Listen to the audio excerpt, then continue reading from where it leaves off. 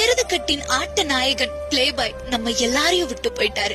எருதுகட்டு விளையாட்டுல ஆட்ட நாயகன், கலக்கல் நாயகன், நேர்மையின் நாயகன்னு பேர் வாங்கி வேலூர்ல கதாநாயகனா அட்டையன் 42ன்னு சொன்னாவே எக்கச்சக்க ரசிகர்கள் பட்டாளத்தோட வரக்கூடிய பிளேபாய் விபத்தால நம்ம எல்லாரையும் விட்டு போயிட்டாரு.